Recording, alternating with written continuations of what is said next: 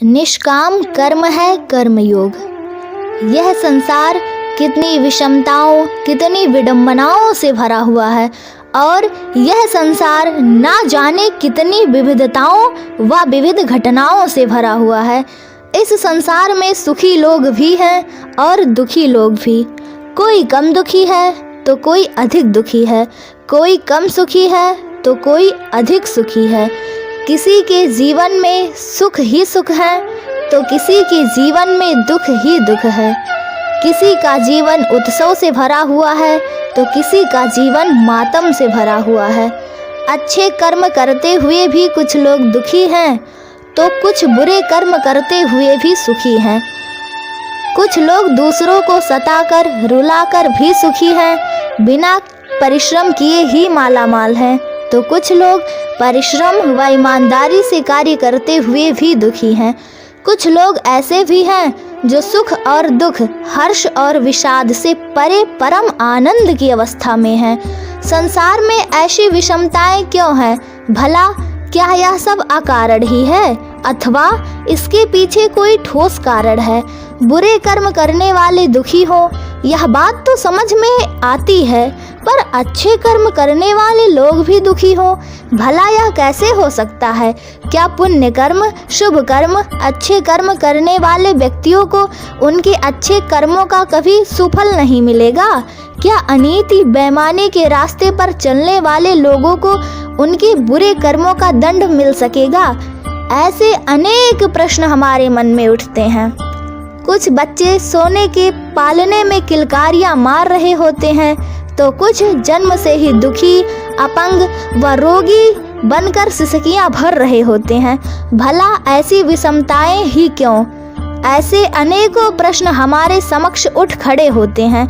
इन विषमताओं के पीछे, विविध घटनाओं व परिणामों के पीछे कुछ न कुछ तो कारण अवश्य ही है, क्योंकि इस संसार में कोई भी घटना महज संयोग नहीं होता।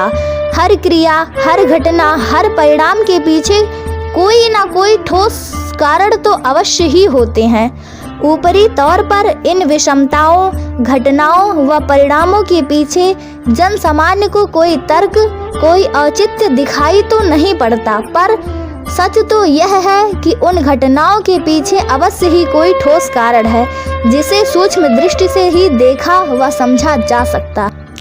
सूक्ष्म दृष्टि, दार्शनिक दृष्टि, आध्यात्मिक दृष्टि व शास्त्रीय दृष्टि से देखे तो कोई भी प्राणी केवल वर्तमान में दिखने वाला स्थूल शरीर नहीं है, बल्कि वास्तविक प्राणी तो जीव आत्मा है, जो विभिन्न जन्मों से विभिन्न शरीरों का परित्याग और विभिन्न शरीरों को धारण करता रहा है। पर जीव आत्मा को अपने वर्तमान जीवन में अपने पूर्व जन्म में किए गए शुभ अशुभ कर्मों की स्मृति नहीं होने से वह अपने सुख और दुख के तात्कालिक कारणों को समझ नहीं पाता। यही सत्य योगेश्वर भगवान श्री कृष्ण ने गीता में अर्जुन के समक्ष प्रकट करते हुए कहते हैं, हे अर्जुन, मेरे और तेरे बहुत से जन्म हो चुके हैं।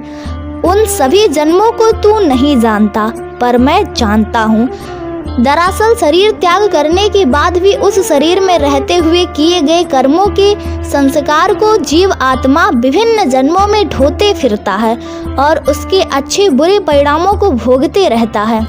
कर्मों के संस्कार जीव आत्मा का विभिन्न जन्मों तक पीछा करते रहते हैं और विभिन्न जन्मों में अपने अच्छे बुरे कर्मों का परिणाम प्रकट करते ही रहते हैं। यह सच है कि अच्छे कर्मों का परिणाम अच्छा ही होता है और बुरे कर्मों का परिणाम बुरा ही होता है, पर यह आवश्यक नहीं कि इस जन्म में जो हम अच्छे या बुरे कर्म कर रहे हैं उनका फल हमको इसी जन्म में मिल जाए। वह फल हमको इस जन्म में भी मिल सकता है और अगले जन्म में भी। इसी आधार पर तो कोई जन्म लेते ही सुखद अनुकूल परिस्थितियां प्राप्त कर लेता है और कोई दुखद परिस्थितियां प्राप्त करता है।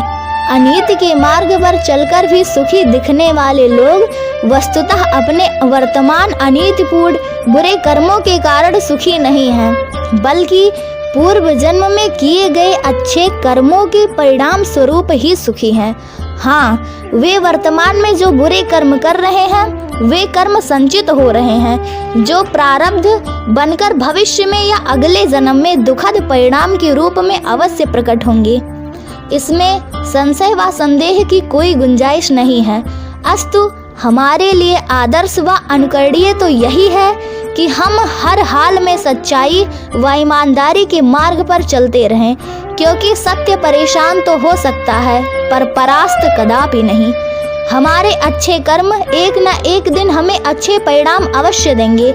हम बुरे कर्मों से बचते हुए सदा अच्छे कर्म ही करें, शुभ कर्म ही करें, पुण्य कर्म ही करें। पर यह समझ लेना भी उतना ही आवश्यक है कि बीज बोते ही बीज रातों रात वृक्ष तो नहीं बन सकता। हाँ, उस बोए गए बीज का संरक्षण पोषण करते रहें तो वह बीज एक दिन वृक्ष अवश्य ही बन सकेगा और हमें मधुर फल अवश्य ही प्राप्त होंगे। बस हमें धैर्य रखने की आवश्यकता है। जैसा कि संत कबीर ने कहा है, धीरे धीरे रे मना, धीरे सब कुछ होए, माली सींचे 100 घड़ा, ऋतु आए फल होए। अर्थात मन में धीरज रखने से सब कुछ होता है। अगर कोई माली किसी पेड़ को 100 घड़े पानी सींचने लगे तब भी वह फल तो ऋतु आने पर ही लगेगा। अक्सर सच्चाई के मार्ग पर चलते हुए अच्छे कर्म करने वाले लोग अपने बुरे कर्मों का त्वरित परिणाम ना मिलता देख निराश हताश हो बुरे कर्मों में प्रवृत्त होने लगते हैं और अंततः बुरे कर्मों के बुरे परिणामों को पाकर दुखी होते हैं। अस्तु हमें कठिन से कठिन, प्रतिकूल से प्रतिकूल परिस्थिति में भी सत्य का दामन थामे रखना है, ईमानदारी का दामन थामे रखना है। हमें हमारे अच्छे कर्मों का तुरंत फल मिलता नहीं देखकर सत्य का दामन नहीं छोड़ना है, ईमानदारी का दामन नहीं छोड़ना है, अच्छाई का मार्ग नहीं छोड़ना है। हमें बुरे कर्मों से प्राप्त होने वाले सुख, वैभव व सफलता के प्रलोभन से हर हाल में बचे रहना है।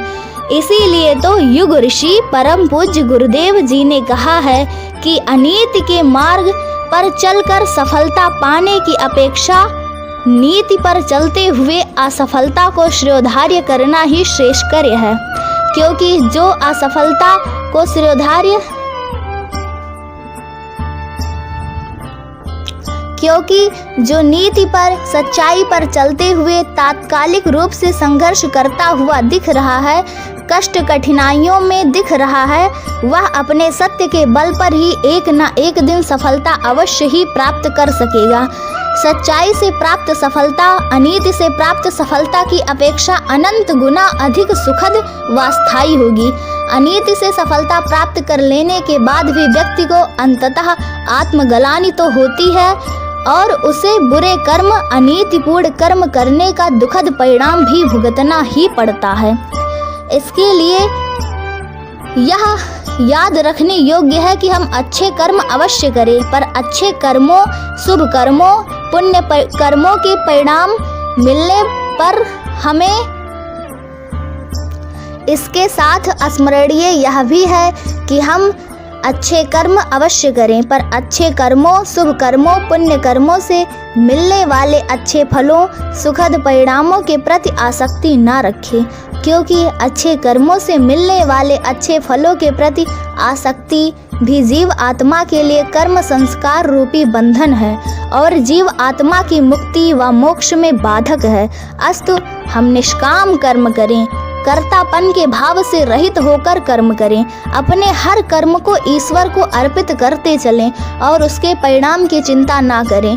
हम जिस भी अच्छे काम को हाथ में ले लें उस कुशलता पूर्वक संपन्न करें, उसमें अपना 100% प्रयास लगा दें, अपनी सारी ऊर्जा व एकाग्रता उस काम में लगा दें और उसके परिणाम को ईश्वर के ऊपर छोड़ दें।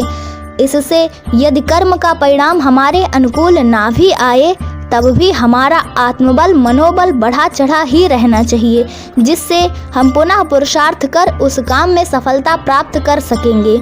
इससे हमारे कर्म संस्कार रहित होंगे और हम कर्मों के बंधन से मुक्त होंगे।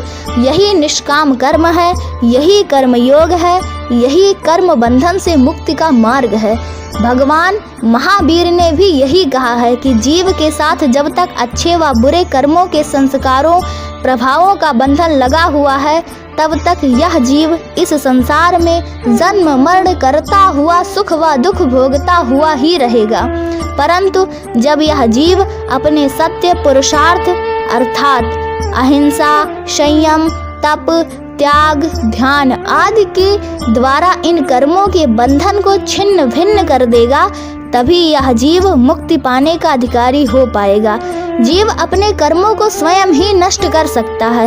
यह कार्य वह स्वयं और केवल स्वयं ही सत्पुरुषार्थ के द्वारा कर सकता है।